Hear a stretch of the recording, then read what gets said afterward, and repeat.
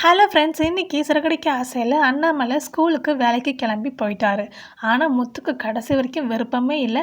அவர் தான் கொண்டு போய் ஸ்கூல்லையும் ட்ராப் பண்ணுறாரு.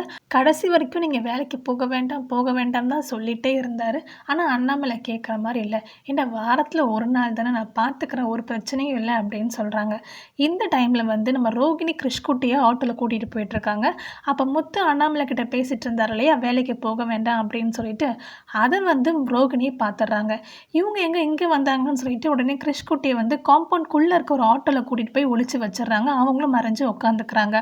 ஒரு வழியாக முத்துவை சமாளித்து அண்ணாமலை அனுப்பிச்சிடுறாரு. முத்தும் கிளம்பி போயிடுறாரு. இப்போ அண்ணாமலை இங்கே தான் இருக்காருன்றது தெரிஞ்சிடுச்சு. ஏன் இங்கே வந்திருக்காருன்றது அவங்களுக்கு தெரியல. ஸோ யார்கிட்டையும் விசாரிக்கணும்னு சொல்லிட்டு செக்யூரிட்டி போய் விசாரிக்கிறாங்க. அவர் வந்து உண்மையை சொல்லிடுறாரு. அவர் வந்து வேலைக்கு சேர்ந்துருக்காரு, வாரத்தில் ஒரு நாள் வருவார் அப்படின்ற மாதிரி. உடனே இன்றைக்கி கண்டிப்பாக கிறிஷ் ஸ்கூலுக்கு போகக்கூடாதுன்னு சொல்லிட்டு திரும்பி வீட்டுக்கே கூட்டிகிட்டு போயிடுறாங்க. ஆனால் கிறிஷ்குட்டி பாவம் ரொம்பவே வருத்தப்படுறான். ஏன்னா இன்றைக்கி அவனோட ஃப்ரெண்டுக்கு பர்த்டே போல். ஸோ அந்த குட்டி பையன் வந்து வீட்டுக்கு வந்து இன்வைட் பண்ணிருப்பார் போல் கிறிஷ்குட்டியை. நான் ஸ்கூலுக்கு முடிச்சுட்டு அப்படியே போயிட்டு வரேன் அப்படின்ற மாதிரி கிறிஷ் சொல்லவும் அதுக்கு ரோகிணி அலோவ் பண்ணவே இல்லை. கண்டிப்பாக போகக்கூடாது, நீ ஸ்கூல்லே விஷ் பண்ணிக்கோன்னு சொல்லிடுறாங்க. இப்போ ஸ்கூலுக்கும் போகக்கூடாதுன்னு சொன்னதுனால கிறிஷுக்கு பயங்கர அப்செட்டு. வீட்டுக்கு போன உடனே பயங்கரமாக கோவமாக போய் கதவை லாக் பண்ணிக்கிறாரு. அதுக்கப்புறம் ரோகிணி அம்மா கேட்குறாங்க, ஏன் இவ்வளோ கோவமாக போகிறேன், நீ ஏன் இவ்வளோ டென்ஷனாக இருக்க அப்படின்னு சொல்லிட்டு. அப்போ ரோகிணி எல்லாத்தையுமே சொல்லிடுறாங்க.